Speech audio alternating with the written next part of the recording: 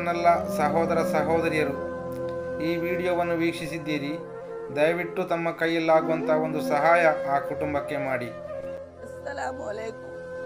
ನಂಗೆ ಸಹಾಯ ಹಾಕೋನು ಜಂಡಿಮ್ ಗಿಟ್ಟಿಮ್ ಫೇಲ್ ಉಂಡು, ಹಾಸ್ಪಿಟಲ್ ಕಾಟ್ರಿ ಎಲ್ಲ ಕಷ್ಟ ಉಂಡು, ಎಲ್ಲ ಮಕ್ಕಳು ಚರ್ಚರ್ ಮಕ್ಕಳು ಮಕ್ಕಳು ದರ್ಸುಗು ಮಿಸ್ಕುಲ್ಗು ಕಷ್ಟ ಎಂದ ಹಿಂಗೆ ಅಲ್ಲ ಚಂದ ಹೆಲ್ಪ್ ಹಾಕೋರು, ಎಲ್ಲ ಕಾಲು ಮೀಗಿರಿ ಕಷ್ಟ ಉಂಡು, ಎಲ್ಲ ಹೆಲ್ಪ್ ಹಾಕೋರು ಹೆಲ್ಪ್ ಹಾಕೋರು,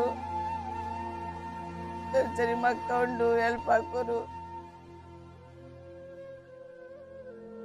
ಕಾರಣ 4 ಚಿಕ್ಕ ಚಿಕ್ಕ ಮಕ್ಕಳಿದ್ದಾರೆ.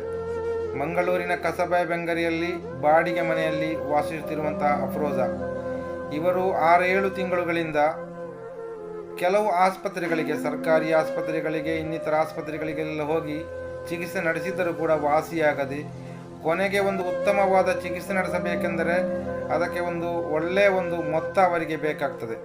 ಅವರ ಕೈಯಲ್ಲಿ ಹಣವಿಲ್ಲ, ಬಲವಿಲ್ಲ, ಕುಟುಂಬದವರ ಎಲ್ಲರೂ ಬಡವರಾಗಿದ್ದರಿಂದ ಯಾವುದೇ ಒಂದು ಹಣ ಹೊಂದಿಸಲು ಸಾಧ್ಯವಾಗದ ಕಾರಣ ಸಮಾಜದ ಮುಂದೆ ಬಂದು ಬೇಡುತ್ತಿದ್ದಾರೆ.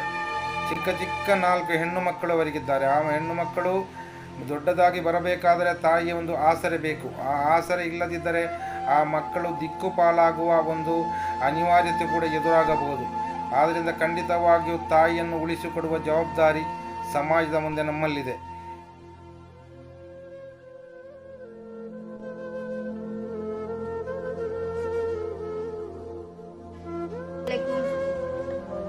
ನನ್ನ ಮಗಳಿಗೆ ಕಿಡ್ನಿ ಫೇಲ್ ಆಗಿದೆ.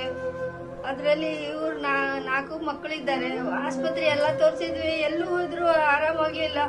ಎಷ್ಟು ಹಣ ಹಾಕಿದ್ರು ಆರಾಮಾಗಲಿಲ್ಲ. ನನ್ನ 4 ಮಕ್ಕಳಿಗೂ ಉಳಿಸ್ಕೊಡಿ, ನನ್ನ ಮಗಳಿಗೂ ಉಳಿಸ್ಕೊಡಿ. ಈಗಾಗಲೇ ಚಿಕಿತ್ಸೆಗಾಗಿ ಸಾಲಗಳನ್ನು ಮಾಡಿದ್ದಾರೆ. ದಯವಿಟ್ಟು ಇವರಿಗೆ ಒಂದು 4 ಲಕ್ಷ ರೂಪಾಯಿ ಅನಿವಾರ್ಯತೆ ಈ ಕುಟುಂಬಕ್ಕಿದೆ. ಮನೆ ಇಲ್ಲ, ಮಕ್ಕಳನ್ನು ನೋಡುವವರಿಲ್ಲ. ಅಫ್ರೋಜಾ ಎಂಬವಳ ಗಂಡ ಅವರು ಆಟೋ ರಿಕ್ಷಾ ಓಡಿಸಿ ದೈನಂದಿನ ಜೀವನ ಸಾಗಿಸುತ್ತಿರುವುದು.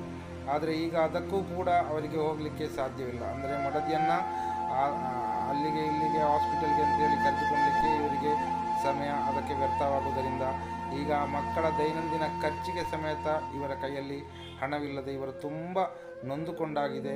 ಸಮಾಜದ ಮುಂದೆ ಬಂದು ತಮ್ಮಲ್ಲಿ ಒಂದು ಸಹಾಯಕ್ಕಾಗಿ ಬೇಡುತ್ತಿರುವುದು. ದಯವಿಟ್ಟು ಯಾರು ಕೈ ಬಿಡದೆ ತಮ್ಮ ಕೈಯಲ್ಲಾಗುವ ಒಂದು ಸಹಾಯ ಈ